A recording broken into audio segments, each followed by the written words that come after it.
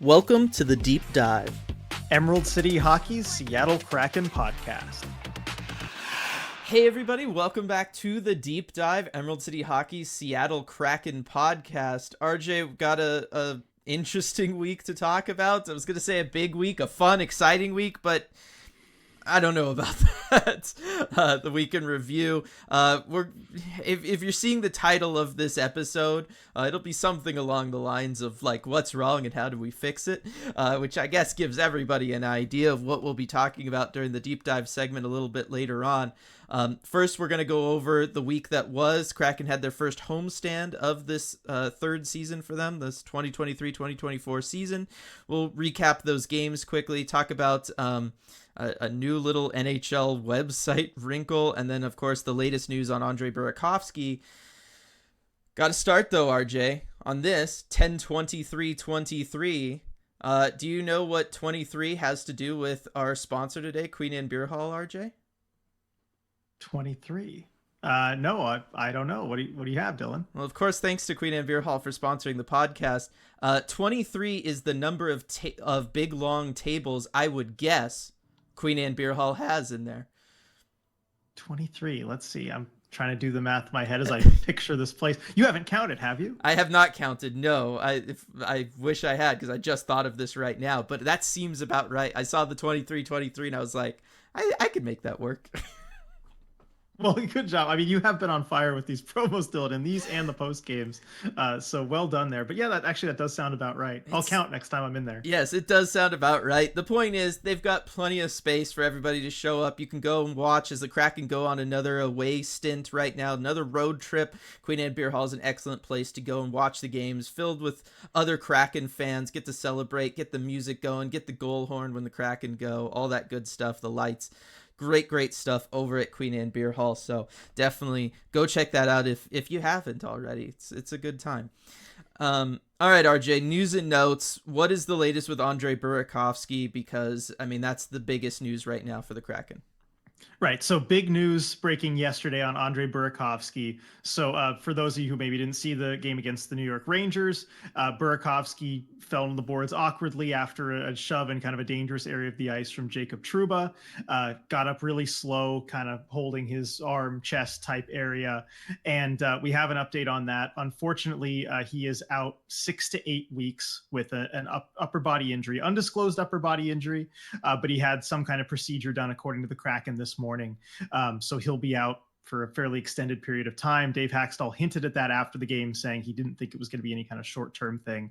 And of course, we get the update confirming that it's as bad as it looked. And so that puts his return probably around mid-December. That would be kind of in the middle of that time frame. So look for him to return maybe around then, but it's going to be tough for him. The guy just can't catch a break. I mean, he missed pretty much the whole second half of last season and the playoffs with an injury that had a few setbacks. And now with this, just really rough for Andre Burakovsky. Yeah, it's really disappointing, because we were all looking forward to see what he could do with hopefully a full and healthy season with the Kraken, and it just unfortunately doesn't look like that'll be the case now. Look, he was kind of struggling to find a place in the lineup, a little similar to last season, right? That was one of the talks through the first couple of weeks of this season, was just kind of, where is he going to fit in? Can we get that production rolling? All that stuff. Felt like, he was playing well, RJ, and then this happens, and it's just, it's really, really tough. Interesting to see when we find out kind of what the injury is too. Yeah, I don't know, probably maybe around his return or maybe after the season. Those would be really the two times you would find out. I don't know, Dylan, do you agree with me though, looking at it? I don't want to speculate too much, because again, I'm not an expert on this, but like, I've seen it a lot online. It was certainly my first thought when he got up. It looks like broken collarbone to me. Yeah, that's what a lot of people were saying on the Discord too. I thought that, it was more so me hoping for just maybe like a dislocated or separated shoulder, and then it wouldn't be as bad. But yes, that's certainly the way it is. And as somebody pointed out on the post game or the Discord, one of those, if that had been the case, he probably would have been holding his arm differently. The way he was holding his arm sure kind of signals collarbone. Yeah. Rough stuff for Andre Burakovsky. And I'm hoping we get. I mean, he signed a fairly long-term deal, right? I just Hmm. want one full season of him healthy, just to see what he can do. Yes, exactly. Because we know he's got the offensive chops. We've seen it before from him. Want to see that here with the Kraken as well. So that's the latest on Andre Burakovsky.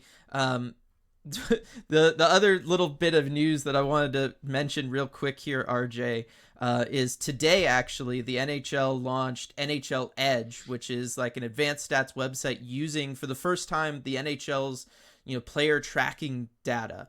This is the first time they're making that kind of public and available to everybody, and you can, as I mute myself, you can go on there and you can check things out for yourself. The website is it's a little buggy right now, so just know that going in. It's edge.nhl.com. It's not too dissimilar from the NHL app this year, where there's interesting things to it, and maybe not. It's just not working. But I haven't had time because it just launched earlier today, RJ, to really dig into this stuff for the Kraken. But there was just a couple things I wanted to mention, just looking at it really quick, just the team stuff. I haven't even looked at individual players yet. I thought this was interesting that the team is kind of right in there when it comes to speed, RJ, as far as skating speed. They're kind of right in there around average with everything. The one thing that they're very, very much not close to average on, RJ, is skating distance, in which the Kraken are at the 96th percentile, just skating on average almost 50 miles more than the rest of the league. So over the course of this season so far, they've skated 50 miles more than league average. What's up with that? I mean, just a lot of back and forth.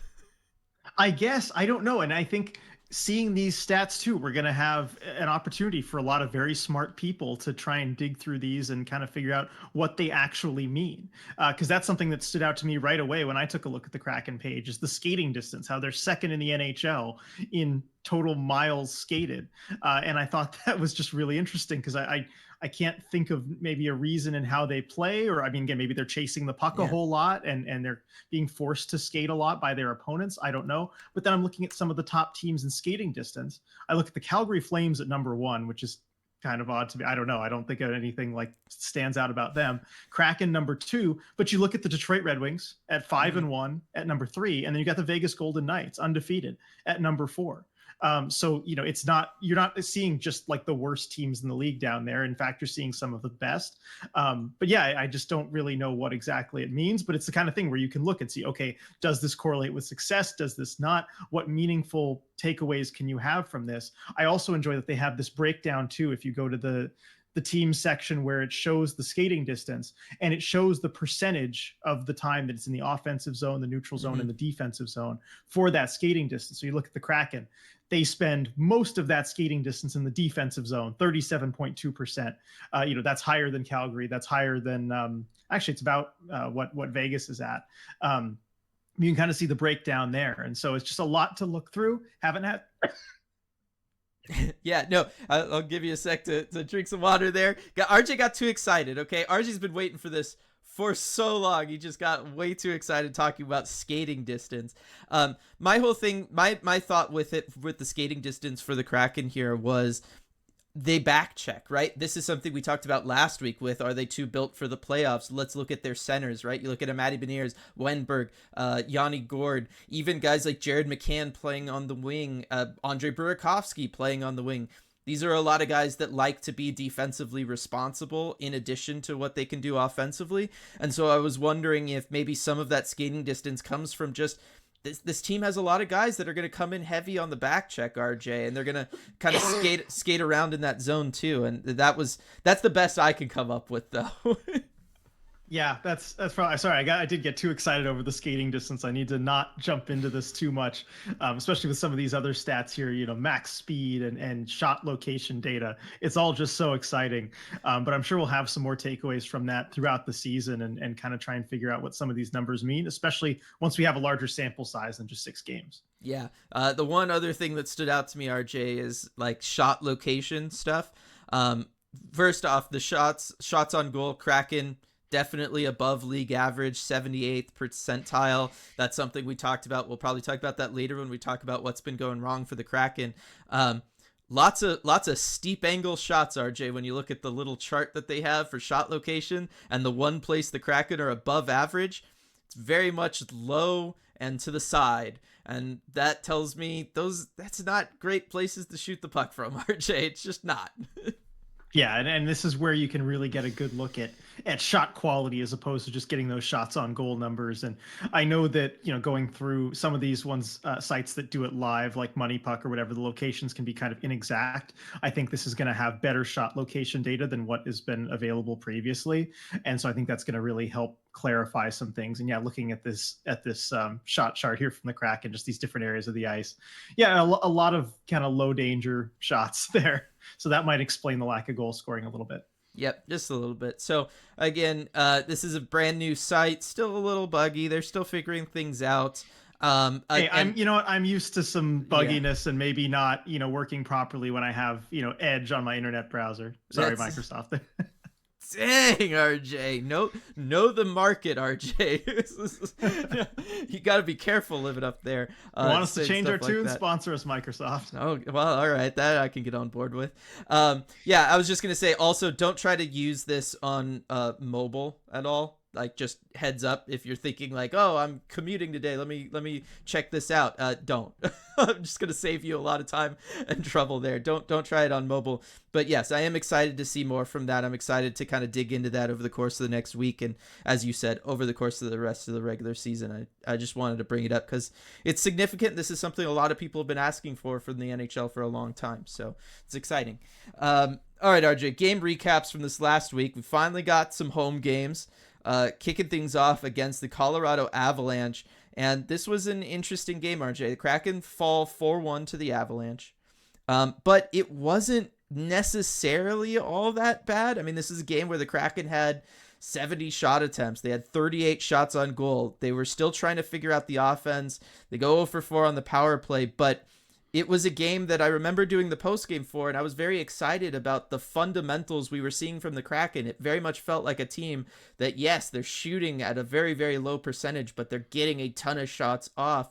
It's just a matter of time before the dam breaks. So I know it's a 4-1 loss, but this Colorado game, and maybe this also comes with, after the Rangers 4-1 game that we'll get to, didn't really feel that bad. No, it didn't. I thought it was generally an impressive effort. And you look at the Colorado Avalanche, they're a very good team. I mean, they've had an excellent start to their season. They've bounced back really well from the first round exit, as some of these teams that, maybe you're a cup champ and then you have a down season. They tend to do that. But Colorado, you look at the game since too. I mean, they're 5-0. They haven't lost to anybody yet this season. And I thought the Kraken gave a really good effort against a really good team. And ultimately, they just couldn't get another goal to go. But for a while, it was a close game and tied 1-1. And then, unfortunately, you give up the shorthanded goal, and those can just be killers, as we saw in the Nashville game, as we see in this one.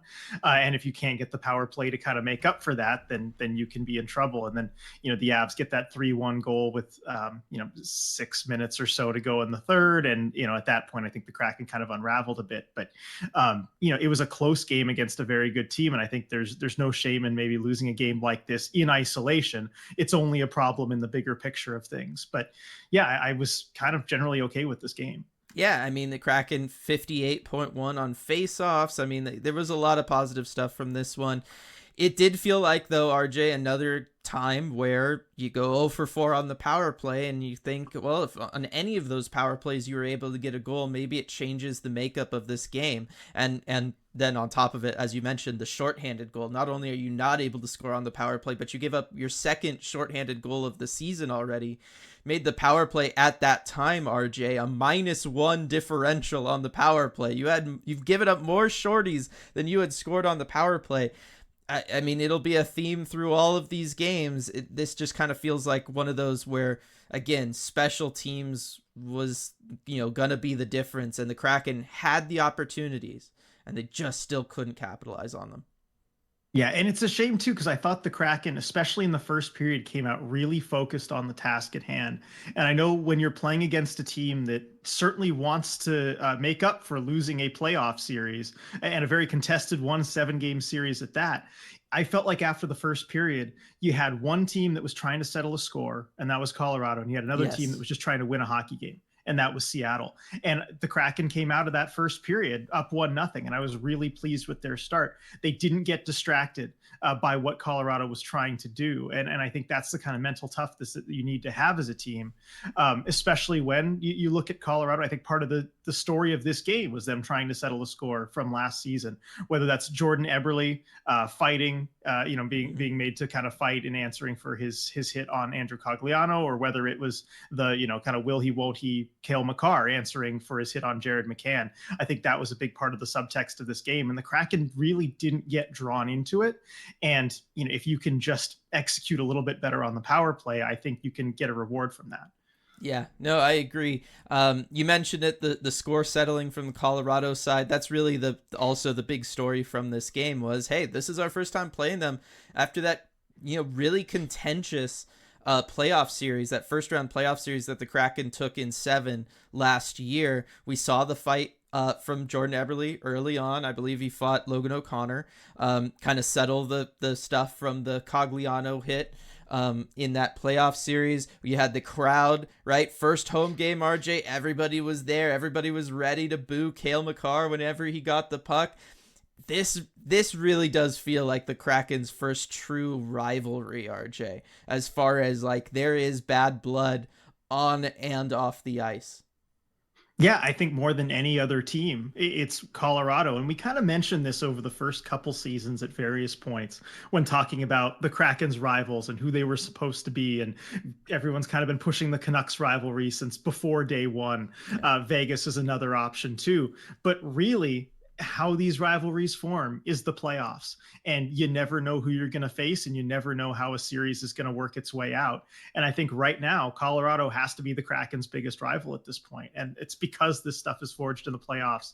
You never know how it's going to go, but very interested to see the Kraken. They have Colorado on the schedule twice more before 2023 is up, and in very quick order too. So I'm interested to see kind of how that boils over, or how the Kraken deal with that. Yeah, it's going to be interesting for sure. Anything else you want to talk on this game before we move on to the next one? No, I think that just about covers it. I guess I'll mention one more thing. Good on Dave Lowry. He kind of got hit in the top back of the head with a puck in the second period, and the back of his head was clearly bleeding, and he actually came back in the third period. I mean, that's a hockey coach, it's a dangerous play, but he was able to come back and coach in the third period. So just want to say glad he's okay, and of course showing some toughness there. Definitely. The next game, RJ, Kraken get their first win of the season, overcoming the Carolina Hurricanes 7-4. The talk after that Avalanche game, really the talk all season long for the Kraken had been they're getting shot attempts. The offense is seemingly there, but they cannot score. They could score in this one, RJ, as the Kraken just explode for 7 goals from 7 different goal scorers. I mean, this was a rout, RJ, is basically what it was. I know Carolina is a team that's kind of struggling right now, but it was great for the Kraken to get their first win of the season, put up 7 goals like that, get everybody on the scoreboard, it felt like, right? And it was just a phenomenal game. It felt like a game straight out of last season. It felt like the dam had burst, and you were getting that scoring, but not just, from the high end guys, just the depth of scoring from everybody that we knew so well from the Kraken last season. It felt like all the wrongs were kind of righted in this one. And you know what? The Canes actually kind of came back and made it a bit of a game in the third period too. The Kraken had a big lead. Carolina got within 1 goal. They made a goalie switch, and Kochetkov came in. I think he was a lot better than Antti Ranta. And the Kraken responded well to that test. And Dave Haxtell after the game even said, I'm kind of glad that happened. I thought we needed that test, and we passed that test. And I thought that was a really good takeaway from that game as well. you also had, guys stepping up like Ty Karche with his first NHL regular season goal, with the Calder Trophy in the building for pretty much the whole day, with Matty Beniers having won it. And so they were doing a little tour with the Calder Trophy, and you got the rookie stepping up as well. And then also fighting Carolina player, I think it was Brendan Lemieux, answering for a hit that Lemieux had on Jared McCann. And I don't know if it's the best thing to have a rookie step up in that situation, a guy who doesn't usually fight. But you could see the camaraderie there and someone wanting to stand up for his teammates. So another really good game from Ty Karche. Yep, both of those contributing to Ty Karche getting the first Davy Jones hat of the season, which was great to see for him as well. Yeah, I mean, this was a solid game all around for them. Like I said, you get just about everybody on the score sheet. Everybody but Jordan Eberle for the forwards was able to register at least 1 point. And then the big thing, RJ, was, not only are they scoring, but the power play was able to score as well. The Kraken go 2 for 4 on the power play, get some much needed kind of special teams assists there. And that was really, really nice to see, RJ. And you know what? Things looked a little good too, especially, there was a shakeup as far as the power play lines a little bit, and the power play really looked good in this one. They were able to move the puck a lot, I felt like, and kind of take that step forward. Yeah, I thought the power play was much improved. And of course, you have multiple power play goals in the game. I mean, that's super helpful, right? Yeah. But Dylan, I don't want to put too much of a damper on this, but I want to know your opinion. I'm sorry, Dylan, just in the context of everything, though, whether it's the power play or the game in general. And I'm looking at the 2 power play goals for the Kraken. And I mean, you look at the first one, you win a faceoff. That is huge. They haven't been doing enough of that off the draw. So like, good for them. That's the execution you want. And you've got Jaden Schwartz going right to that. That's exactly what you want. Yep. But he is kind of left alone, wide open in front of the net for a long time. Mm-hmm. And I mean, good on him for finishing in that situation. But I feel like Carolina, maybe that's a bit of an oversight leaving him there. And then I look at the second power play goal, and, good pass over to Vince Dunn. He winds up from, kind of from the slot there in the high slot. Yep. And, good, you're taking your opportunity. I know you said after the game you really liked this goal. But Yeah. the more I look at it too, I feel like that's a shot that Antti Raanta, the Canes goalie, just kind of has to have. I feel like that doesn't go in most of the time, in that situation. And I guess getting to my larger point, and I want to hear your take on this. This one felt more like Carolina losing the game than the Kraken winning the game to me. And a lot of that was bad goaltending from Antti Raanta. Kochetkov comes in, plays really well. I think if he started, it might be a different looking game. Mm-hmm. And also Carolina just really banged up. They don't have Sebastian Aho, their best forward. They don't have Andrei Svechnikov, their second best forward. They don't have their starting goalie, Freddie Anderson.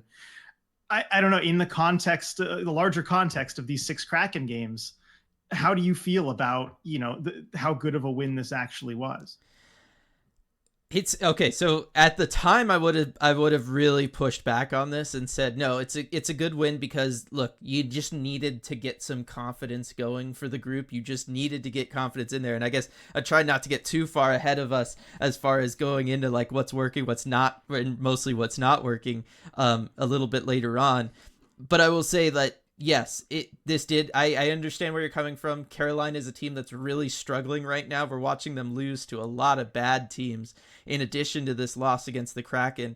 I like I said, at the time I would have said, look, you can get 7 goals, you can get 2 power play goals. I don't care how they happen. You just needed to get them, to get confidence going, get on the board, get the monkey off your back, whatever it is you want to say, and get moving. Hindsight now after the Rangers game that we'll get to in a moment, which was just so awful. Yeah, maybe this was really just Carolina is kind of that bad right now, and the Kraken just, they do still have enough talent to take advantage of it. I will say this with the 2 power play goals, the Jaden Schwartz goal. Look, you got to take advantage of what the defense gives you, right? The PKers all decided to jump up and cover Kyler Yamamoto for some reason and leave Jaden Schwartz all alone.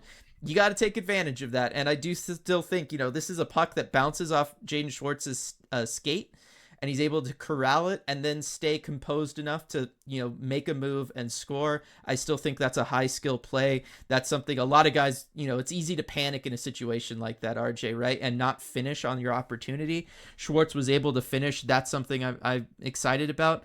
And with the Vince Dunn one, I mean, is that a goalie needs to make a save there? Is that a shooter picking a spot because they have a little bit of time and space and scoring? It can go either way on that one for me. I think of it a little bit more as a shooter picking their shot and being able to execute. But maybe we've just kind of role reversed, and I'm the optimist today. I know, I guess so. Maybe that is the case. I will give this to Vince Dunn also on the first one, too. Recognizing that Schwartz is wide open in front of the net. Yeah. They've made an error. You need to move that puck toward the net as fast as you possibly can. And he was decisive in a way that he isn't always on the power play. So I'll absolutely give that to Vince Dunn.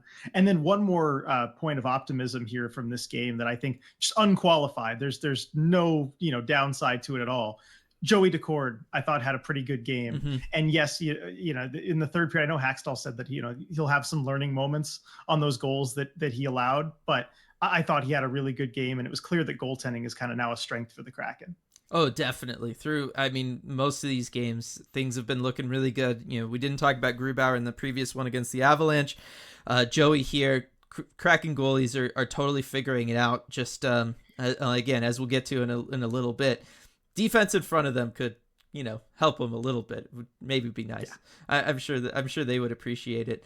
All right, last game that we got to talk about for this weekend review, RJ, was the game on Saturday against the Rangers. It's another 4-1 loss for the Kraken. Kraken just unlike that Avalanche game to kick off the week that they lost 4-1. Kraken not able to get shots off. Only 19 shots on goal in this one. They only had 2 shots on goal in the entire second period. 0 for 3 on the power play again, weren't able to win faceoffs, and most importantly for me, just didn't even look like they had a lot of life in them through that second and third period, RJ. This one was a real stinker and a dud. Yeah, it was a disastrous game for the Kraken, pretty much however you slice it, right? And it was one of the oddest hockey games I've ever been to. Yes. And of course, we have to address the elephant in the room here, and that's the lighting issues in this game. So there was a section of lights that were not working for pretty much the entire game, and it was on one side of the rink. So you had one side of the rink that was definitely noticeably darker than the other side. And so as a result, there was a stoppage about a minute into the game. They took about 10 minutes to try and fix that issue, to solve it, realized they couldn't do anything about the lights, and so they agreed to continue playing, but have the teams switch sides at the first stoppage after the 10-minute mark of each period. So, once period, first, second, and third, which kind of messed with the momentum of the whole game. It just felt like an odd type of game. And so it was kind of in the larger context of that you had just this game where it felt like everything was going wrong for the Kraken. And I mean, that is really how it turned out. I mean, you had, like you said, 2 shots on goal in the second period. You had, the physical aspect of it too, where you have a game that got pretty chippy and pretty violent. Yeah. And the Kraken end up losing Andre Burakovsky, as we already talked about earlier in the podcast, for an extended period of time. It just felt like the bad luck kept coming, but the Kraken weren't really doing anything to make their own luck in this one. No, and not only, there's the major injury there to Andre Burakovsky, but this was one where Jaden Schwartz misses a shift as he's dealing with, kind of a re-aggravated ankle-ish injury. Belmar misses some shifts. Brian Dumoulin gets hit and misses some shifts. The Kraken were really getting banged up in this game. And then, of course, there was the Yanni Gourde kind of situation where in the third period, Yanni Gourde, it looks like, is trying to be that energy player, is trying to go out there and give his team a little bit of life when they weren't really feeling it. And, he makes a hit, I believe, on Chris Kreider. He then, as he's skating past the Rangers bench, somebody from the Rangers bench, it looks like, initiates it and kind of reaches out first, gives him a little shove. Yanni turns around, starts talking back, shoving back. Adam Fox comes over, cross-checks Yanni Gourde. Yanni Gourde goes down, loses his helmet, gets back up, still facing the Rangers bench, and Chris Kreider comes in, cross-checks him again. Again, a helmetless Yanni Gourde gets cross-checked towards the boards, misses the boards by about a foot, but if he hadn't, I mean, this would have been extremely dangerous and serious. And then Yanni Gourde gets up basically just to defend himself after he's been cross-checked from behind twice and ends up getting a game misconduct, tossed from the game. And it was just, it was kind of a nightmare from an officiating standpoint, but it was also just one of those where the one time you had somebody kind of go out there and try to generate energy, try to make a big hit on somebody to get this team going from a physical standpoint. And then they were absolutely punished physically by the Rangers, and nobody else really kind of came in for them, right? You do get the Jared McCann fight to stand up for Brian Dumoulin, but it felt a little late, and then there was still never anything like nobody took on Trouba for the hit that, you know, is going to knock out Burakovsky for a month and a half, right? Like, it was just one of those where from a physical standpoint, the Kraken just were not there. I mean, they weren't there. They were flat out bullied. Yeah, they were. They were bullied in this game. And the Rangers, I think, saw that they could do that they could take liberties with the Kraken, that the Kraken couldn't really make them pay either physically or on the power play, and realized, yeah, we can kind of cross the line all night. And that's what they continued to do. And I think the Kraken really just got pummeled from that. And I think it just, added, the injury to insult really in this game. And I think it really exposed a problem for the Kraken in this one. And, you had Jared McCann going after, who was that hit, it was Vincent Trocheck, who hit Brian Dumoulin. McCann after the game said he thought that Trocheck left his feet on that hit, got up a little high, and Dumoulin was really shaken up on that hit. I'm surprised he was able to come back with how slowly he came off the ice. And, Jared McCann, he shouldn't have to be the one doing that. Good on him standing up for a teammate, but he should not have to be the one to do that. Somebody else needs to step up and do that. If Jared McCann is the guy who's there risking his goal scoring hands by punching another player, punching a helmet. I mean, he took a lot more punches than he dished out because he's not a fighter, but it's just a bad all around situation. And the Kraken just kind of felt helpless in this one. And they felt, even when they tried to stand up, it just felt like a soft performance. And I'm not normally one to harp on these things. I know it's not really something that's usually important, especially in today's NHL where that stuff's going away.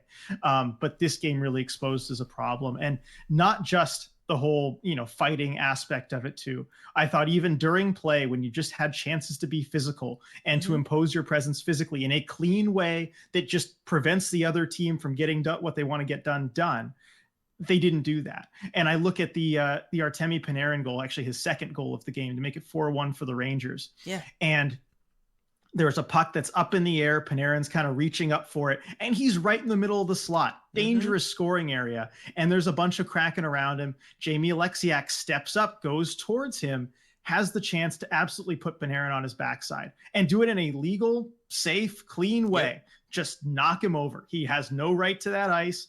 He doesn't, the puck's up in the air. Just knock him over, put him on his backside. You are 6'7". He is much smaller than you.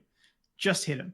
And Alexiak kind of lets him just stay there and move right by him. Panarin corrals the puck, puts it top corner on Philip Grubauer, and the Rangers have the goal to totally put the game away.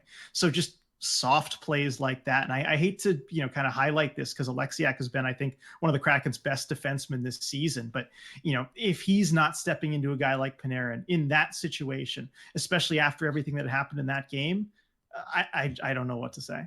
No, we're going to get to the physical and stuff in just a second, just because you brought up the goal. I wanted to, just to close out this game, break down all 4 of the goals against, because all of them there's something worth talking about with all 4 of these goals. I think you did a great job there with that last goal.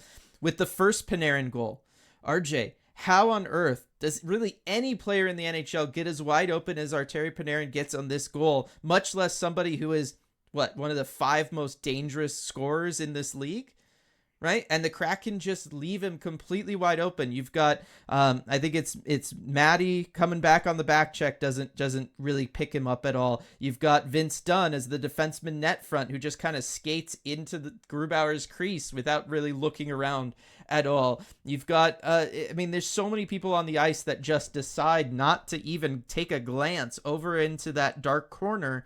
And then you just give Panarin all the time and space in the world. Of course, he's going to score in that situation. The second goal, the Kakko goal, this is probably the first goal of the season, RJ, that I would kind of pen on a Kraken goaltender, right? It's leaky. It gets through Grubauer under the arm. He's not quite able to squeeze it. It hits the post, though, and it's just sitting in the crease behind Grubauer.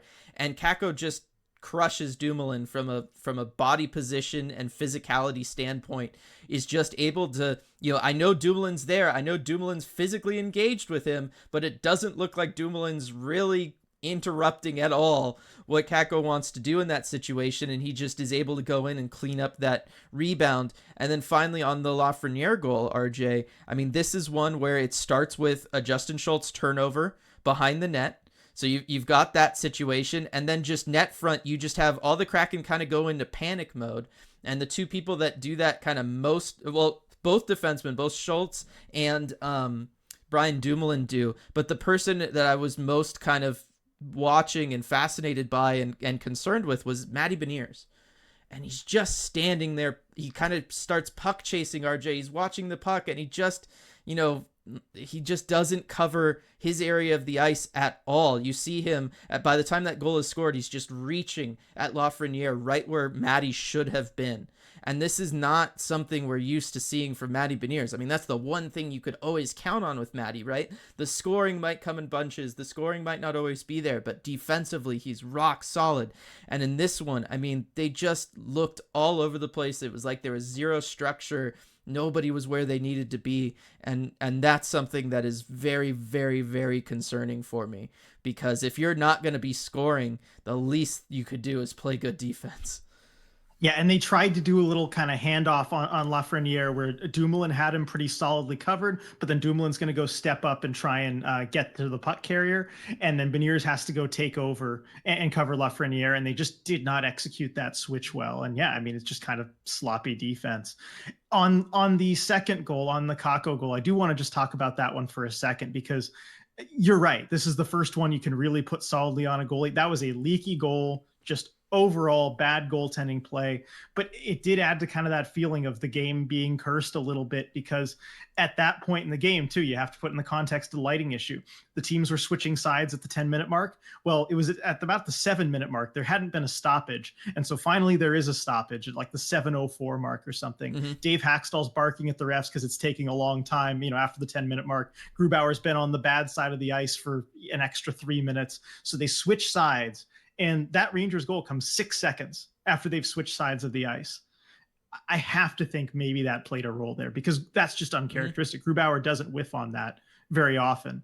And I have to think that was, partially responsible at least. Yeah, agreed. Again, goaltending has not been the issue. This is, the Kraken have started 1-4-1 just like they did year one, RJ, but it's been the exact opposite as far as what the issues are. Goaltending has not been an issue. And like I said, that Kakko goal gets saved. Brian Dumoulin sees him there, and he starts engaging with him to try to shove him around the net, and he just doesn't win the battle.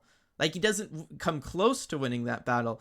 If he's able to win that battle, Grubauer is able to figure out that it's behind him, and cover it up, and or another defenseman can come in and kind of scoot it under Grubauer. So it was kind of the combination of the two. But yeah, this game was bad. It was really, really bad, and I don't know that we need to spend more time on it. We can shift over into talking about things in a larger context, RJ, for the Kraken as far as what's going wrong, what they can do to fix it all. But first, just real quick, want to mention, and we've talked about this before on the podcast, the comedy shows over at the Angry Beaver. Just want to talk about this because there was the first show last Monday, and I wanted to talk about this specifically because this is in part being put on by an ECH community member being involved in setting up these shows, and the ECH community really, really came out to support at that first show. And so I'm bringing this up, yes, to remind everybody that there's more shows, including one later tonight on the 23rd, but mostly just because I wanted to say one more time, just how incredible all of you are for supporting each other, for supporting us, just for being such an amazing community, that everybody would go out there, support the show, have a good time, wrote glowing reviews in the Discord about it. Like, it was just really, really great to see that. It did a lot of good for me. Yeah, no, really appreciate seeing that. It's just awesome, especially seeing kind of how it all came together, and with the community member, approaching us, and just again having that collaboration and working that out, and seeing you all show up. I mean, that's just great to see. So thank you, and I hope people listening to this are going to the show tonight. It's going to be another really good one, and then they'll have one more in November. Yeah, and again, we'll put the link to tickets if you want to pre-purchase tickets. We'll put that in the description over on YouTube. And enjoy those comedy shows at the Angry Beaver on all those nights where it's just East Coast hockey games. right? No Kraken, East Coast hockey games. You can hang out at the bar, watch the hockey games, and then stay for comedy. It's a really good setup they got going on there. All right, RJ. So what's going wrong? What can they do to fix it? Where are we at with this team? Obviously, I think what's wrong. Well, there's two kind of areas you could focus on. You could focus on the lack of scoring, certainly. I mean, there was a point where going into that game against Carolina, RJ, where the team was shooting at 2%. That's really, really low. That's talk about some serious regression from last year. So there's the goal scoring aspect, RJ, but then there's now, after this last week, we've got the defense is really starting to look bad, and it's seemingly starting to spread to other people. And then you have the toughness and physicality standpoint as well. It's not good when the what's wrong list gets longer as the season goes instead of shorter as they work on things, RJ. In your estimation right now, what is the thing that you feel like they need to kind of shore up first to then be able to try to get some positive momentum going? I think it's probably the finishing and the goal scoring. And that's the kind of thing that I guess maybe you can work on the least. Part of that is luck, right? This is something we accept about hockey, that luck is going to play a role. The Kraken have the third lowest shooting percentage in the NHL. Probably not going to stay that way, but you never know how long it might stay that way. And I think you saw with the Carolina game, when pucks start going in, other things start going well. And you kind of have it spreading that way. And when pucks aren't going in, as you've seen in some of the other games, the defense starts to suffer, other areas of your game start to suffer, and that frustration really starts to set in. So I think that's the number one thing. You can do simple things like, making sure you're going to the net. Dave Haxtell talked about a week ago that there were kind of too many freeze frames, images where you just have five guys all along the outside. You need to work hard to get in front of the net and kind of create those goals. And I think that's something that the Kraken need to just kind of constantly have in their minds, is putting in that hard work to get those goals. But that's the number one thing for me. And it's tough because it's probably the one that I have the least amount of a clear solution for. Yeah, it's certainly tough when you look at, okay, they've played 6 games at this point. They've scored 11 goals. But 7 of those 11 came in one game. So then you're talking about 4 goals for the other 5 games. That's bad. That's really rough. I'm with you though. It's the one thing you can't really deal with or approach from like, let's just practice this or work on whatever. Like, it's just kind of gotta happen. I guess we alluded to it a little bit earlier. I'm talking about like, what's the one place where they're above average from like a shooting chart standpoint, and they're kind of, some tough angle shots, some lower quality places of the ice. That is something you can kind of address and try to work on. But for the most part, they're in the upper echelon as far as shot attempts, as far as shots on goal. They are shooting the puck. It's just they need to be able to finish. I think probably the easiest thing, RJ, and we started talking about it with the Rangers game, the easiest thing to work on would be the physicality approach, right? It's just being tougher, being a tougher team to play against, whether that's through, standing up for guys and fighting, or more realistically, just being stronger on your skates, be stronger on the puck, be stronger when you're dealing with one-on-one battles like with that Kakko goal. You just have to be tougher out there. I'm with you. Generally not something you and I talk about. Generally not something you and I, want to default to and be like, well, they just need to be tougher. But that Rangers game really exposed a lot of problems for them in this area. I will say, however, RJ, and I want your opinion on this because I brought it up a little bit on the postgame live. Is it that they actually need to be tougher and be more physical and hit more and all that stuff? Or is it that they just need to have a little bit more energy, right? Coming out in the second period has been a struggle for them. It was certainly no more of a struggle than in that Rangers game, but it's been a struggle for them. They'll have good starts and then come out flat in the second period. You look at that Rangers game, and like I said, the second and third periods, they just had no life to them. It just didn't seem like they were going to be capable of getting anything going because they had no energy. And I'm starting to wonder, is this where you miss a guy like Brandon Tanev? Is this where you need to maybe move a Ty Cartier higher up in the lineup, somebody who is skating with a little bit more energy, who is going to go in, yes, throw a hit around, but not so much from a toughness standpoint, but just from a this is how you play hockey in the NHL kind of way, just to kind of inspire the other guys on the ice? Yeah, I think there are multiple ways you can go at it, and energy is certainly one of them. I think the opponent has to fear you in one way or the other. And it doesn't mean physically, it doesn't mean, being afraid of getting hit. It can be that they are afraid of getting you mad because then you go out and score a bunch of goals on them because you're motivated, because you're playing with a lot of speed, because you're not going to be suckered into getting into any kind of physical battles or fights or scrums or anything like that. You're going to go out there and you're going to beat them on the scoreboard. And I think when you've kind of proven over the stretch of a few games that you're not capable of that, that's when you can get lured into a game like they were against the New York Rangers, where a team just feels like they can bully you physically and on the scoreboard, and there's just not a whole lot you can do about it. I mean, part of that is the power play. If Jacob Trouba, when he hits Andre Burakovsky, of course, no 2-minute power play is ever going to be worth a player being out for 6 to 8 weeks. Right. But one thing you can do is you can go and score on that power play immediately, and that sends a message loud and clear that you can't get away with taking those kind of liberties on players. And I know we've talked about the power play forever since this team has started, right? It's easier said than done as far as fixing it. But heck, if they know that even at even strength, you could go out there and you're likely to score a goal on them, that they have to watch out for that. That can make a difference in their minds. And it gets really dangerous when it's clear that you can't score goals, when your offense is kind of stuck in the mud, when you're not a very fast team, when you're not skating with a lot of speed. And the other team feels that also, like if you're not playing defense very well, like the end of that Rangers game, there wasn't a whole lot of actual hockey. We got distracted by the fights. We got distracted by the physical element and that side of things. But when you look at the actual hockey, I mean, it was just Swiss cheese defense out there for the Kraken for the last 15 minutes of the game. And, the Rangers know that, okay, even if we do take a penalty, even if we do give up a power play goal, we're going to be able to go and get that one right back. So I think it's just shoring up those things, from a basic standpoint. But at this point with the Kraken, I have come around to the idea that I think you do need at least one guy who, if you do get into a situation like this, if you do get into a game like against the New York Rangers, you need somebody who can go up and step up and fight if you need to. And this is where I think it is John Hayden time, where you just have to, again, look, with Burakovsky out, you're going to have another guy you got to add to the lineup anyway. Yep.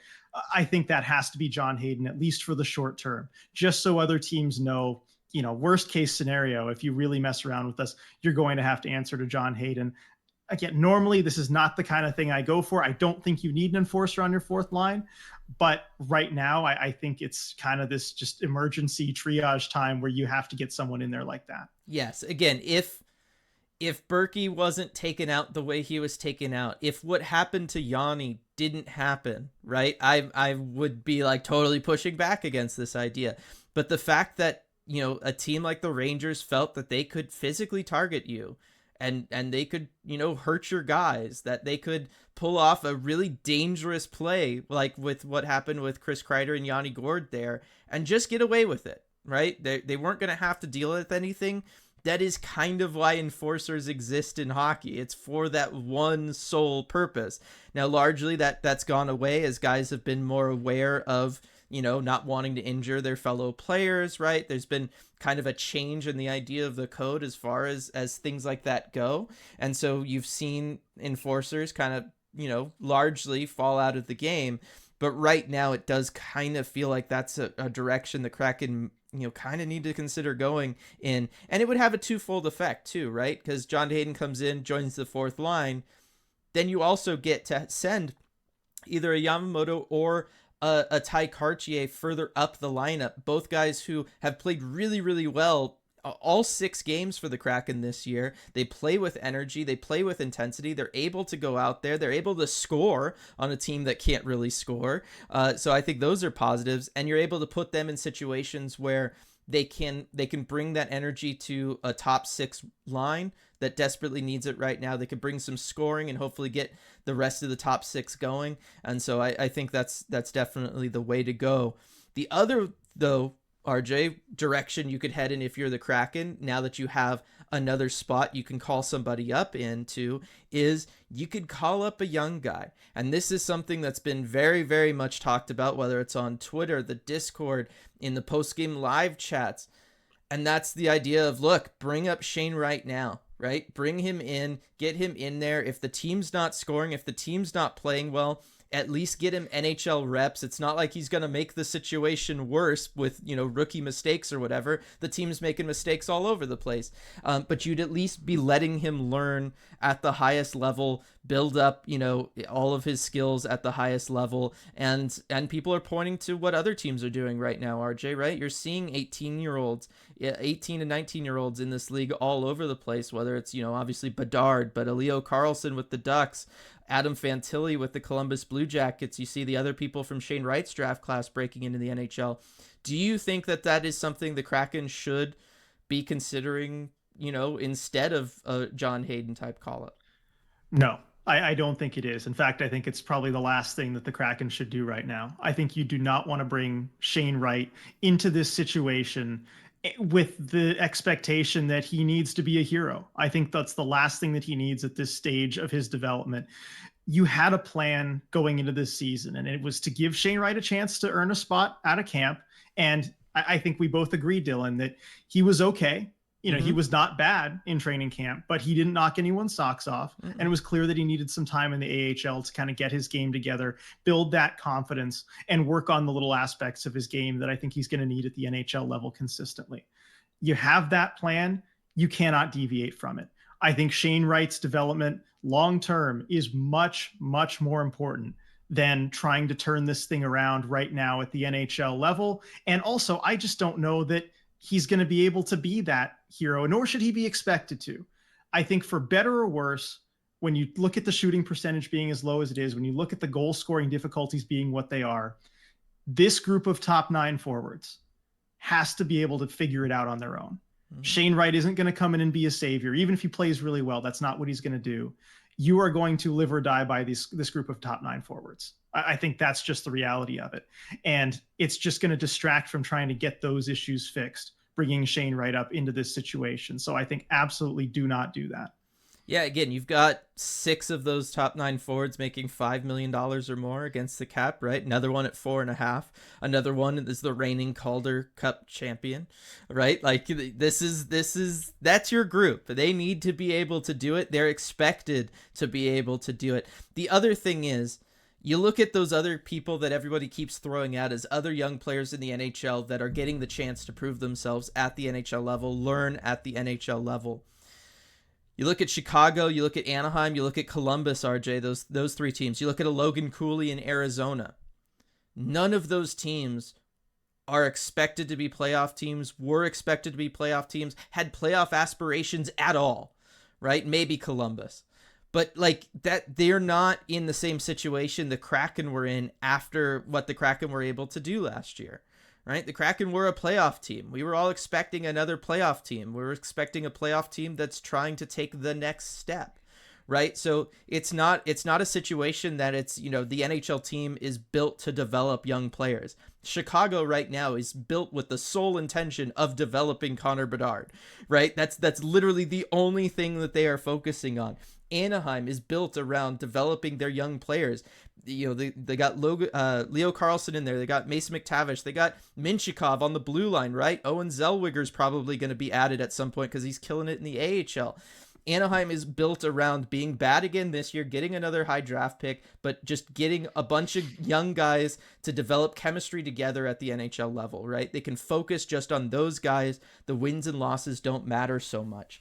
The Kraken, the wins and losses very, very much matter, because if this team continues this trajectory, this team finishes with a top 5 draft pick next year, RJ, it's going to have some serious implications for a lot of people, right? You're going to have conversations around Ron Francis. You're going to have a ton of conversations all year long around Dave Haxtell. You're going to have conversations around the core. Are these guys good enough? Should we be re-signing Jordan Eberle? All of those things. Is Matty for real as we have to extend him, right? All of those conversations are going to be going on. It's going to be a very, very difficult, I won't say toxic, but it's going to be a very, very difficult situation. It's not going to be a good culture for a young guy to come in and try to establish themselves. It's like one of the worst situations you could ever have in sports. So the fact that we're coming off a game, RJ, where, the locker room stayed closed to the media longer than it ever has, post game, right? Where it was clear that everybody was really, really not okay with what had just happened after that Rangers game, and that they are definitely trying to figure things out right now internally. I think the last thing you want to do is throw a young guy into that mix and be like, hey, welcome to the NHL, as we're trying to deal with the fact that we are not living up to our very high expectations. It just doesn't make any sense why you would do that. Especially after the season that he had last year, just bouncing back and Yes. forth between 4 different teams makes no sense for Shane Wright to be called up at this point. And I think also just the anxiety's got to be up at the very top too, if it's that one of those, maybe bad seasons again, because season ticket plans for the first ones are up after 3 years too. That anxiety is there over that as well. But Shane Wright isn't the only young player that the Kraken have the option to call up. There's also the matter of Riker Evans, another promising young player who's a little bit older than Shane Wright, has a little bit more time. I think he's played over 100 AHL games now, regular season and playoffs, has some more of that experience under his belt, had a pretty good training camp. That's potentially another option. What do you think about the idea of calling up Riker Evans? Now, this one makes more sense for me, RJ, just because for all those things you talked about, he is older, he's in a different, kind of place in his career. And to be perfectly honest, it's one of those where like the defense right now for the Kraken has so many issues. I think you could benefit. The defense kind of needs to come together and figure something out. They need to kind of figure out how they want to play, what their situation is. They all kind of need to be coached up right now. So you might as well have a young guy in there with that group as they're going through all of that. So I think it's a little bit of a different situation than say what Shane Wright would experience coming in amongst that forward group. I still don't really know how that's supposed to happen, RJ, as far as bringing him up. Unless you're going to try to waive like a Jacob Magna, he would kind of be the only person you could to make that work. I don't know. But you have the roster space. You can put Burakovsky on IR. Well, I was just going to say, you could put him on IR and then have 8 defensemen, but I don't know that the Kraken are going to want to do that. It's not I will tell you, it's not a problem roster numbers wise. You're not going to have to waive anyone. Right. It's not an issue from that standpoint. It's just the guys you're going to have scratched, because you're going to have to scratch, of course, one of, You're going to have to scratch Brian Dumoulin or Bill Borgen, right? Those are the 2 guys to be scratched right now, from just a play standpoint. Look, are you going to really scratch Brian Dumoulin after you just gave him that free agent contract? I think he's playing like he deserves to be scratched, right? I think there's a lot of people that would agree with that, but I just don't know that they will. I said it on the post game. I think what you do is you take the opportunity if he was banged up in this last game and you sit him for a couple, hope he resets, but you do it under the look, we just want you healthy kind of standpoint. You hope he resets. You hope the defense can kind of figure their stuff out. If you want to bring up Riker Evans for that time, I say go for it, but we would have seen it by now if they did. I don't know. I'm in favor of it, but it would make for an uncomfortable situation as far as, you'd have to scratch Borgen or Dumoulin, and I just don't know that the team's going to be comfortable to do that right now. Yeah, given the contract situation that everybody has, that's why I said that I was very confident that Evans, no matter how well he played in preseason, was not going to make the opening roster unless somebody was hurt. And I think everyone on the blue line is still at least somewhat healthy. We'll see where Dumoulin's at. But if everyone's still healthy, I just don't know how you can do it. I will say, I think there is a certain point at which you do try and hit the panic button. And I think that's probably at the end of this coming road trip. Yeah. If you're coming off that Detroit, Carolina, Florida, Tampa Bay road trip, and you're losing more than half those games, I think once you come back home and you're playing Nashville on November 2nd, that's the game where I would try and get him in, especially if the power play is still struggling. Because I think Riker Evans, really good, talented young defenseman, but he's not going to be a hero either. He's not going to single-handedly turn this team's goal scoring around. You need those top 9 forwards to get their game back at 5-on-5. It's that simple. And you need the power play turned around, but that's the number one area where I think Riker Evans could help out. And again, he's also not going to fix things defensively either, right? The reason we're even considering it is because he has a lot of defensive growing pains that he's going to have to go through at the NHL level. We saw that in the preseason.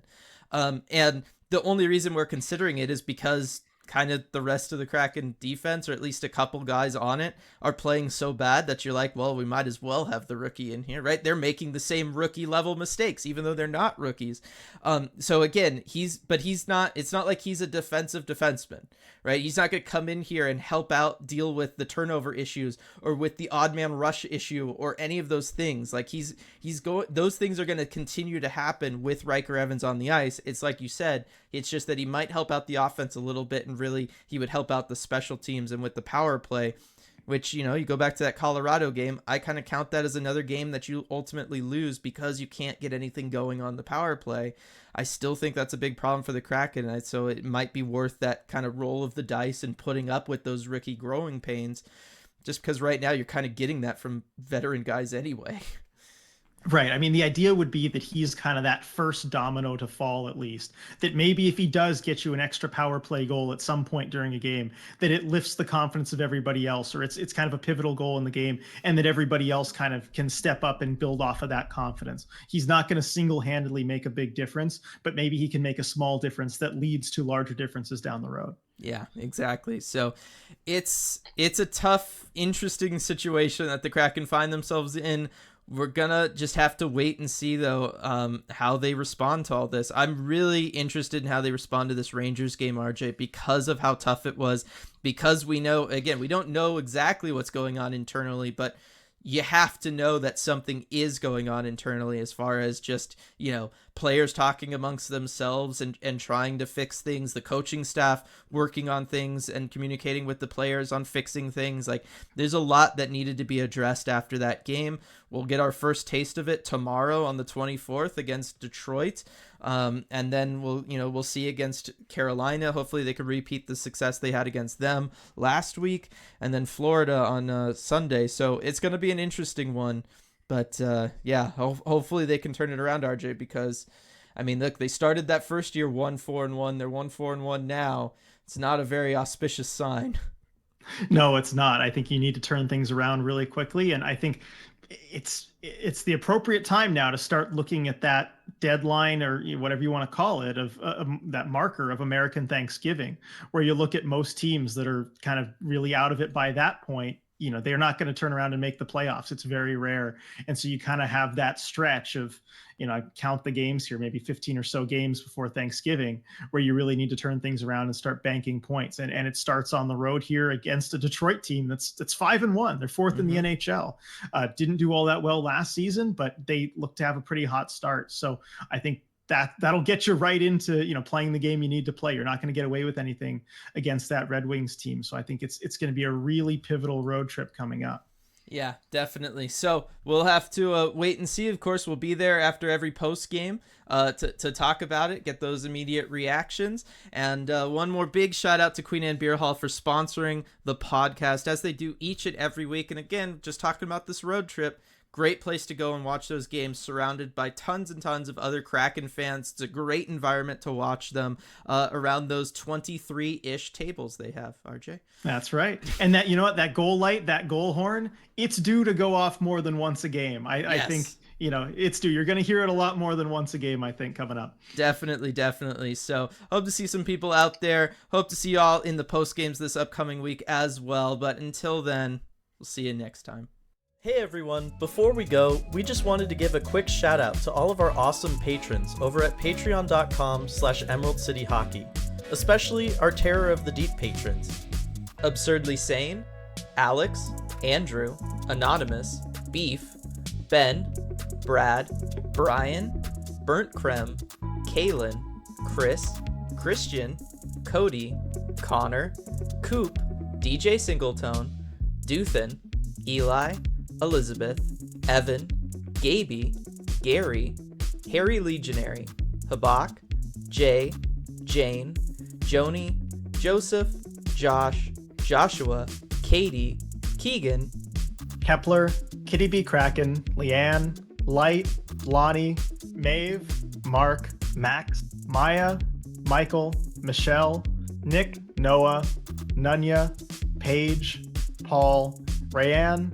Rebecca, Ryan, Sarah, Scott, Sia Kraken, Sean B, Sean O, Sergey, Sergeant Pickles, Shannon, Shoeshine, Skeletal Tendency, Steve, Steven, Striatic, Tasty Kobold, Ty, Tyler, Wendy, Where the Slovakians At, Strife, and Zame. Thank you so much for making all this possible. We really appreciate your support.